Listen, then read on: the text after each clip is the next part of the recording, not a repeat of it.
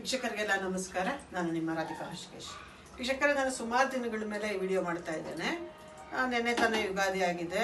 ಯುಗಾದಿನಲ್ಲಿ ಎಲ್ಲರೂ ಬೇವಿನ ಒಂದು ಸೊಪ್ಪನ್ನ, ಬೇವಿನ ಹೂವನ್ನ ಬೇವು ಬೆಲ್ಲಕ್ಕೆ ಮತ್ತು ಮನೇಲಿ ತೋರಣಕ್ಕೆ ಆ ಕಡೆ ಈ ಕಡೆ ಬಾಗಿಲಿಗೆ ಸಿಕ್ಸಕ್ಕೆ ಬೆಳೆಸಿರ್ತೀರ. ಅದು ಡ್ರೈ ಆದಮೇಲೆ ಏನು ಮಾಡಬೇಕು, ಇಲ್ಲ ಎಕ್ಸ್ಟ್ರಾ ಇದ್ರೆ ಏನು ಮಾಡಬೇಕು ಅನ್ನೋದು ಒಂದು ಪ್ರಶ್ನೆ. ಅದಕ್ಕೆ ನಾನು ಇವತ್ತು ಒಂದು ಸಿಂಪಲ್ ಒಂದು ಸೊಲ್ಯೂಷನ್ ಕೊಡ್ತಾ ಇದ್ದೇನೆ. ನೋಡಿ, ಇದರಲ್ಲಿ ನಾನು ಟ್ಯಾಪ್ ವಾಟರ್ ಇಟ್ಕೊಂಡಿದ್ದೇನೆ ಇಷ್ಟು.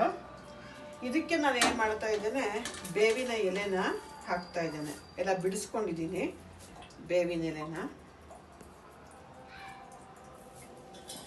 ಈ ಥರ ಬೇವಿನ ಸೊಪ್ಪಿರುತ್ತೆ, ನಾನು ಎಲೆ ಎಲ್ಲ ಬಿಡಿಸ್ಕೊತಾ ಇದ್ದೀನಿ.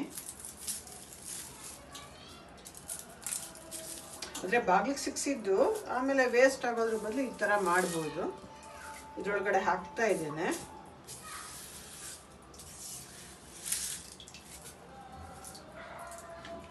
ನೋಡಿ, ಇದರೊಳಗಡೆ ಹಾಕಿದ್ದೀನಿ.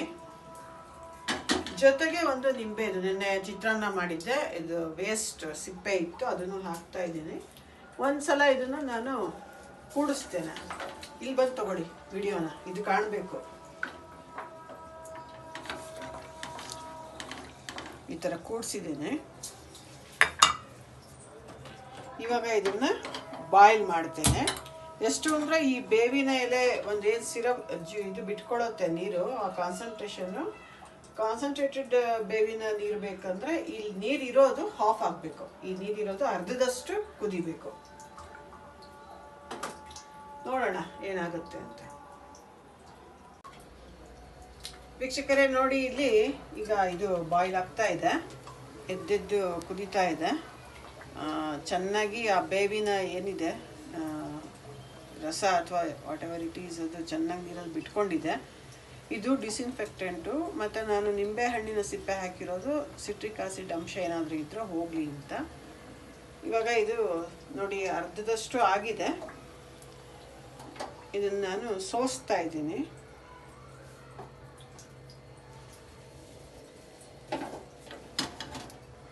ನೀವು ಸ್ವಲ್ಪ ಆರಿದ್ಮೇಲೆ ಬೇಕಾದ್ರೆ ಸೋಸ್ಕೋಬೋದು.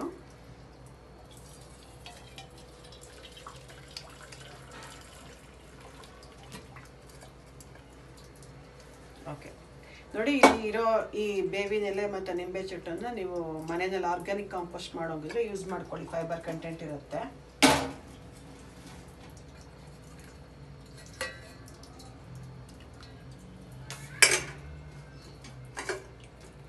ಸೊ ಇಲ್ಲಿ ನಮಗೆ ನೋಡಿ ಬೇವಿನ ಒಂದು ಕಾನ್ಸಂಟ್ರೇಟೆಡ್ ಸಿರಪ್ ಸಿಕ್ಕಿದೆ. ಇದಕ್ಕೆ ನಾನಿವಾಗ ಒಂಚೂರು ಅಡಿಕೆ ಸೋಡಾ ಹಾಕ್ತಾ ಇದ್ದೇನೆ.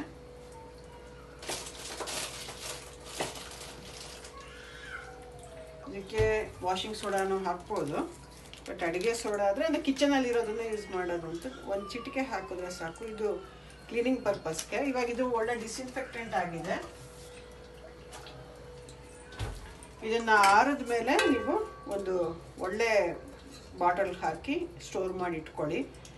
ಇದನ್ನು ಇದು ಏನಂದರೆ ಬೇವಿನ ರಸ ಇರೋದ್ರಿಂದ ಡಿಸ್ಇನ್ಫೆಕ್ಟೆಂಟು, ಮತ್ತು ಲೈಮ್ ಪೀಲ್ಸ್ ಇರೋದ್ರಿಂದ ಪೀಲಿಂಗ್ಸು ಸಿಟ್ರಿಕ್ ಆಸಿಡ್ ಅಂಶ ಇರ್ಬೋದು ಅಂತ ಅಸಿಡಿಟಿ ಸ್ವಲ್ಪ ಕ್ಲೀನಿಂಗಲ್ಲಿ ಹೆಲ್ಪ್ ಆಗುತ್ತೆ. ಮತ್ತು ಅಡುಗೆ ಸೋಡಾ ಹಾಕಿರೋದ್ರಿಂದ ಕ್ಲೀನಿಂಗ್ ಡರ್ಟಿ ಏನಾದರೂ ಇದ್ದರೆ ಆಚೆ ಬರುತ್ತೆ. ಇಲ್ಲಿ ನಾವೇನು ಮಾಡ್ಬೋದು, ಫ್ಲೋರ್ ಕ್ಲೀನಿಂಗು, ಟೈಲ್ಸ್ ಕ್ಲೀನಿಂಗ್ ಮಾಡುವಾಗ ಅದೇನು ನೀವು ವಾಟರ್ ತೊಗೋತೀರೋ ಅದಕ್ಕೆ ಇದನ್ನು ಒಂಚೂರು ಹಾಕ್ಕೊಂಡ್ರೆ ಇದು ಡಿಸ್ಇನ್ಫೆಕ್ಟೆಂಟ್ ಥರ ವರ್ಕ್ ಆಗುತ್ತೆ. ಸೋಡಾ ಪ್ರಮಾಣ ಜಾಸ್ತಿ ಆದಷ್ಟು ಕ್ಲೀನಿಂಗು ಆಗುತ್ತೆ. ಅಂದರೆ ಅದು ನೀವೊಂದು ಟ್ರಯಲ್ ಆ್ಯಂಡ್ ಎರರಲ್ಲಿ ನೀವು ಮಾಡಿ ಇಟ್ಕೋಬೇಕು. ನೋಡಿ, ಇಲ್ಲಿ ಟೈಲ್ಸ್ ಇದೆ, ಸ್ವಲ್ಪ ಜಿಡ್ಡಾಗಿದೆ ನೋಡಿ ಈ ಪೋರ್ಷನ್ನು. ಇಲ್ಲಿ ನಾನು ಕ್ಲೀನ್ ಮಾಡಿ ತೋರಿಸ್ತೇನೆ.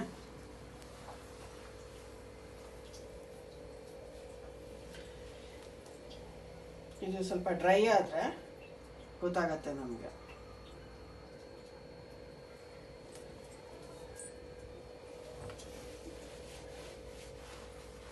ನೋಡಿ, ಇಲ್ಲಿ ಎಲ್ಲ ಸ್ವಲ್ಪ ಇತ್ತು.